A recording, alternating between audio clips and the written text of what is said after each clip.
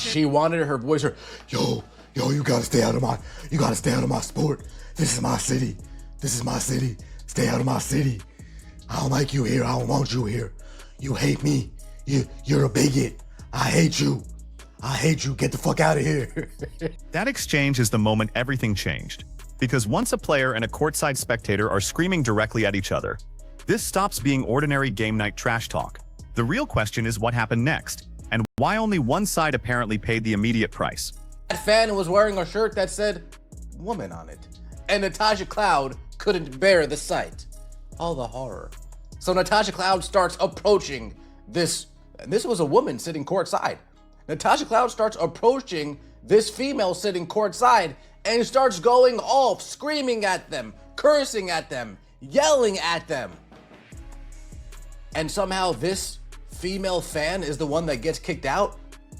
According to the account in this video, the spectator was seated courtside wearing a shirt with the word woman on it. Cloud approached, words were exchanged, and the spectator was ultimately removed from the arena. But notice what we do not have in that sequence. We do not have an official explanation from arena security telling us exactly what triggered the removal. We do not know what warnings may have been issued before the camera caught the confrontation, and we do not know whether security believed the shirt itself was the problem, something that was said from the seat was the problem, or simply that the confrontation had become disruptive enough that separating the spectator from the floor was the fastest way to stop it. That distinction matters, because the strongest argument here is not we know exactly why this happened. We do not. The stronger argument is that when a fan is removed after a visible confrontation with a player, while the player remains in the game, people are naturally going to ask what standard was applied. And later, there is another part of this story that makes that question much more uncomfortable. The difference between controversial speech and conduct that actually interrupts the game. So let me get this straight. Natasha Cloud, within the span of a week, uses a homophobic slur. Then she goes back and forth with a fan courtside, gets the fan kicked out, and no punishment for Natasha Cloud. Folks, in any other league, if you use a homophobic slur during a press conference, you're getting fined, at worst, suspended. Folks, in any other league, if you're screaming at a fan courtside, especially... The presenter connects this confrontation to a broader argument about discipline. And that is where you have to separate three different things that are being blended together. One is a player's public speech. Another is conduct toward an opposing player or official. The third is a direct confrontation with a paying spectator. Those are not automatically punished under the same rules.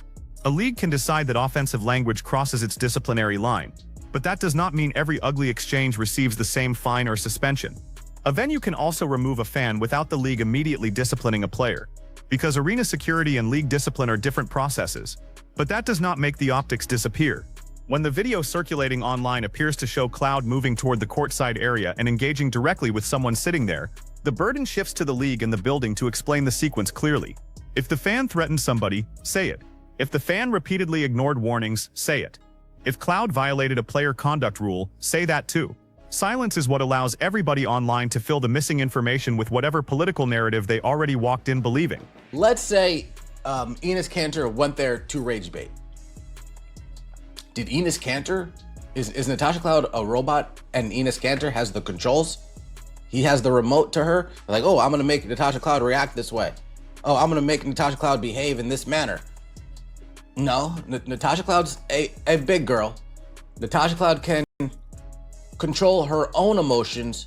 This is actually one of the stronger points buried underneath all the sarcasm. Even if you assume the spectator came to provoke a reaction, provocation does not erase personal responsibility. Professional athletes hear things from the crowd constantly. Sometimes the comments are funny. Sometimes they are ugly. Sometimes they are designed specifically to get under a player's skin. The professional standard is not that players have to become emotionless machines. That would be ridiculous. The standard is that there has to be a line between responding and allowing a random person in the first row to control your behavior. And that cuts both directions. Fans do not purchase immunity with a courtside ticket. If somebody is threatening players, using prohibited language, repeatedly interfering with play, or refusing instructions from security, the arena has every right to act. But players also cannot have an unlimited veto over who gets to remain inside the building, simply because they dislike somebody's message. That is why the missing context is so important. Was this simply a provocative shirt and verbal back and forth? Or was their conduct security considered more serious? Those are two completely different stories. He's blaming Sophie Cunningham. The moment the league didn't discipline Sophie Cunningham for her transphobic comments, they set the table for almost all of this political discourse and nastiness towards the trans community. Her conduct has been objectively detrimental to the league. You just can't help but to laugh. What's the league supposed to discipline Sophie Cunningham for? Speaking the truth? Speaking facts? Giving a common sense take that 80-90% of the country. Now the conversation pivots from Cloud to Sophie Cunningham, and this is where the controversy becomes much bigger than one courtside argument. The criticism quoted in the video is essentially that the league created the conditions for increasingly political disputes by not punishing comments made by Cunningham about transgender participation. But even if somebody strongly disagrees with Cunningham, there is an important principle here: disagreement with an opinion and punishable misconduct cannot automatically become the same category. If the WNBA starts disciplining players simply because their opinion is unpopular with one side of a political argument, it creates a standard that will eventually be used against everybody. The more defensible approach is viewpoint neutral. Players can express beliefs. Other players can criticize those beliefs. Fans can support them or reject them. The disciplinary line should come when conduct violates an actual rule, when language falls under a clearly defined league policy, or when safety and game operations are affected. That is also why consistency matters more than which political faction wins a particular argument. If the standard changes depending on who said something, the league loses credibility with both sides.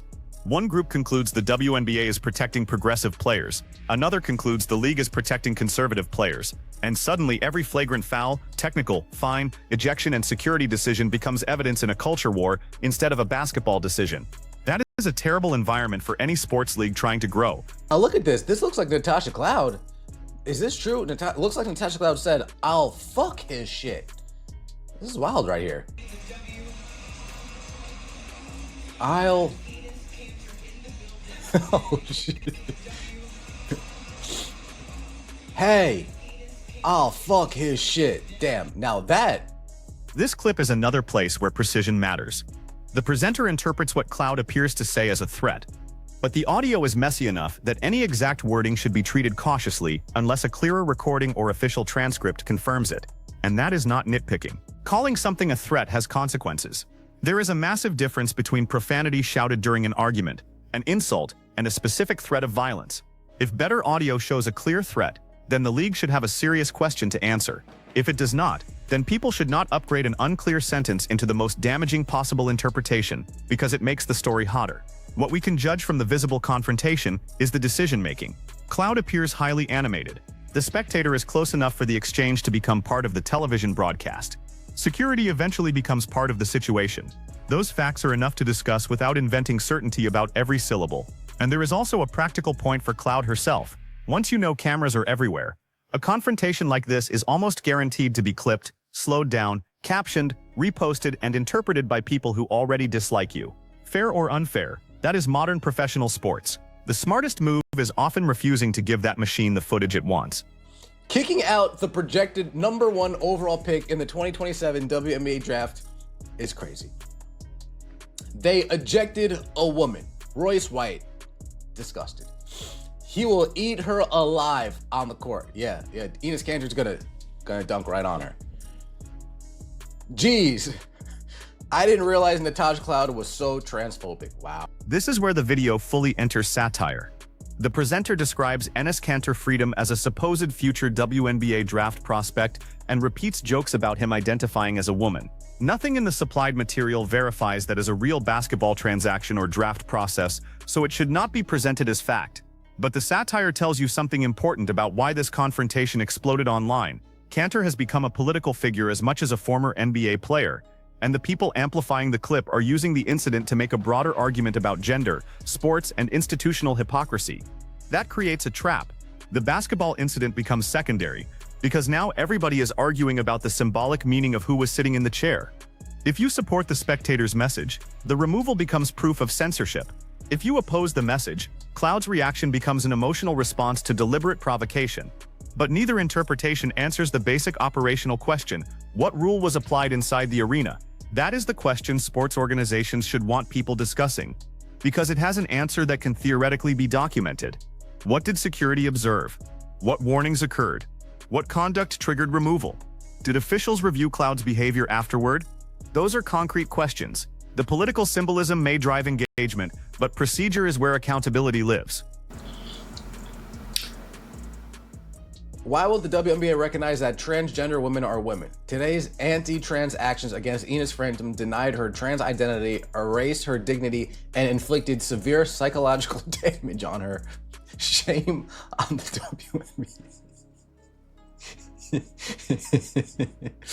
WNBA. That's actually pretty funny. And the parody keeps going. The posts being read here deliberately mirror the language of transgender rights debates and use it sarcastically against the league. That is obviously designed to provoke a reaction, but it also demonstrates how quickly a sports controversy can become impossible to control once the internet takes possession of it. Within hours, people are no longer debating a possession, a foul, or even the original confrontation. They are creating memes, rewriting the identities of everyone involved, making jokes about future draft eligibility, and using the incident as ammunition in arguments that existed long before this game tipped off. This is where the WNBA has a unique problem. Its rapid increase in attention has brought an audience far larger and more politically diverse than the league was accustomed to dealing with. More viewers means more scrutiny. More scrutiny means every controversial moment travels further. And once the league becomes part of larger cultural arguments, decisions that might once have disappeared after one night can become national talking points. The answer cannot be trying to satisfy every political group. That is impossible. The answer is having rules clear enough that the league can point to them and say, this is what happened. This is the standard, and this is why we acted. Without that clarity, satire starts functioning like evidence, because official information arrived too slowly or not at all. Yapping at the audience while being down by 6 is crazy work. Careful, Ines Kanter is a woman now, so it's perfectly fine if Miss Kanter would lay your black ass out. Wow. Wow. He didn't get into it. Some WNBA loser was triggered by his shirt and could not tolerate, despite no doubt being a completely tolerant individual. He should not have. Listen to the tone of those reactions.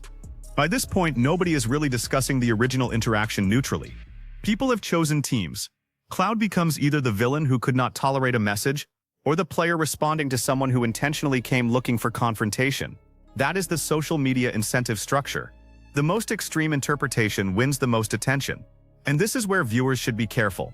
A short viral clip can establish that a confrontation happened. It can show body language. It can sometimes capture specific words.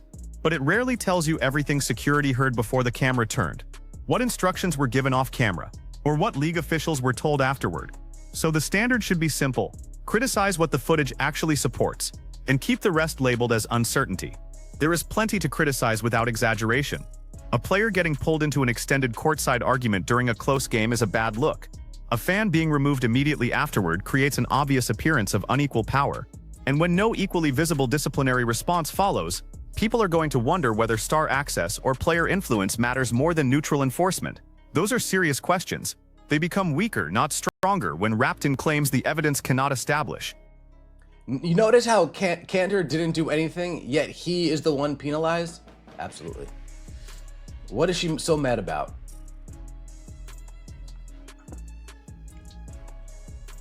So only certain people can identify if they want. The player went after the fan. How is she not ejected? That comment gets directly to the part that should concern the league most. People watching the clip believe the visible punishment landed on the spectator rather than the player. Now, there are legitimate reasons security might remove a fan first. It is easier to relocate one spectator than stop a professional game. Security may know something the broadcast does not. The fan may have received warnings. The objective could simply be de-escalation. But if that is what happened, transparency would protect the league. Think about the incentive created by the opposite approach. If fans believe any disagreement with a player can get them removed, people start wondering whether certain political messages are effectively banned even when no written policy says so. If players believe security will automatically remove anybody they confront, that also creates the wrong incentive. A healthy policy has to protect players from harassment while protecting spectators from arbitrary enforcement. Those goals do not contradict each other. The easiest way to accomplish both is establishing a clear threshold. Direct threats? Removal. Repeated targeted abuse after a warning? Removal. Entering the playing area? Removal. A shirt containing lawful political speech that does not violate arena policy? That becomes much harder to justify on its own. And if there was more than a shirt involved here, that is exactly what the arena should clarify. And somehow this female fan is the one that gets kicked out? Somehow this female fan, just sitting courtside, minding her own business, gets kicked out because Natasha Cloud couldn't control herself? So let me get this straight. Natasha Cloud, within the span of a week, uses a homophobic slur. Then she goes back and forth with a fan courtside, gets the fan kicked out, and no punishment. This is also why the presenter keeps returning to punishment. He is looking at the sequence and seeing an imbalance. The fan leaves, Cloud apparently continues, and the audience is left without a visible consequence on the player's side. But before jumping from that sequence to the league allows anything, there is another layer. Sports discipline often happens after the game. Officials can review video. Teams can handle conduct internally. The league office can issue fines later. Not seeing an immediate ejection does not prove there was no review. The real test is what happens once the league has all the information. Does it investigate the confrontation under the same standard it would use for another player? Does it explain whether the fan violated a fan code of conduct policy? Does it distinguish between speech that people find offensive and behavior that actually crosses a rule? Those questions matter because selective enforcement is one of the fastest ways to destroy trust in officiating and discipline. Fans can accept decisions they dislike when they understand the rule.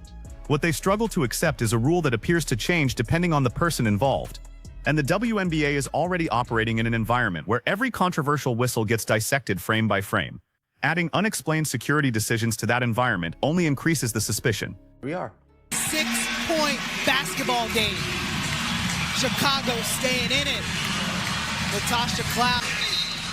Wow. And right before the break, this was the scene inside Wintrust Arena. After Natasha Cloud got that bucket, she wanted her voice heard.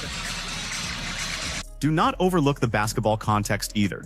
The broadcast says Chicago was still within 6 when this happened. That means this was not some dead moment after a blowout where everyone was waiting for the clock to expire. It was a live competitive situation. That makes Cloud's choice more interesting from a purely basketball perspective. Players always talk about staying locked in, controlling what they can control, ignoring outside noise and keeping emotional energy directed toward the game. Those are cliches until something like this happens. Then you see what they actually mean. A spectator sitting a few feet away can say something designed to irritate you. You can respond once and move on. You can alert security. You can let arena staff handle it. Or you can allow the interaction to become part of the broadcast and therefore part of the story of the game. Cloud chose to engage. That does not tell us whether the fan deserved removal. It does tell us the spectator successfully pulled attention away from basketball. For any professional athlete, that is a losing trade. The fan goes viral. The player's reaction becomes the headline. And now, instead of discussing possessions or defensive adjustments, the entire conversation is about a confrontation in the first row. Sometimes the most powerful response to somebody trying to provoke you is giving them absolutely nothing. You don't make your voice heard in the middle of a game. I guess you can in the WNBA. Cloud needs to go back to professional basketball player class. Wow. Wow. Let me know your thoughts in the comment section below. Like the video, hype the video, subscribe to the channel. That means so much to me. Natasha Cloud crashing out and losing it against a woman sitting courtside. Let me know your thoughts in the comment section below. Like the video, hype the video, subscribe to the channel. That means so much. And now we finally get to the real issue underneath all the shouting, memes, and political bait. This is not ultimately about proving Natasha Cloud is uniquely terrible, and it is not about pretending every courtside fan is automatically innocent. The important question is whether the WNBA and its arenas can enforce standards consistently enough that people do not have to guess why one person was removed while another stayed. Because once the explanation disappears, everybody substitutes their own. One side says the fan was punished for a political message. Another says the spectator deliberately came to provoke Cloud and got exactly the reaction they wanted. The presenter says the league protects players from consequences. Cloud's defenders can argue that professional athletes should not have to absorb targeted harassment simply because somebody bought an expensive ticket. There is probably a piece of truth in more than one of those perspectives. But only one institution had access to the complete sequence inside that building: the people operating the game. That is why this incident should be treated as a test of transparency more than ideology. Tell the public what happened. Explain the relevant fan conduct rule. If Cloud violated a player rule, apply it. If the spectator crossed the venue's line, explain that. And if the fan was removed simply because the confrontation became too disruptive to manage, say that too. What the league cannot afford is a system where enforcement looks personal, political, or improvised. The WNBA is attracting more attention than ever, and with that attention comes an audience that notices every inconsistency. That is part of becoming a bigger sports property. The league does not get to keep the visibility while avoiding the scrutiny, and players face the same reality. More fame means more supporters, but it also means more trolls, more hostile signs, more people hoping to bait a reaction, and more cameras ready to capture the exact second somebody loses control. Fairness has almost nothing to do with it. That is the environment. Cloud's best defense going forward is not winning an argument with a spectator. It is making sure the spectator cannot drag her away from the basketball game in the first place. And the league's best defense is not asking fans to trust a decision they do not understand. It is showing the standard and enforcing it the same way next time. So which side are you on here? Should security have removed the fan if the confrontation was becoming disruptive? Or should Cloud have faced the stronger consequence because she chose to engage from the court? Let me know where you draw that line in the comments. And if you want more WNBA controversies broken down without pretending the missing facts are confirmed, like the video and subscribe.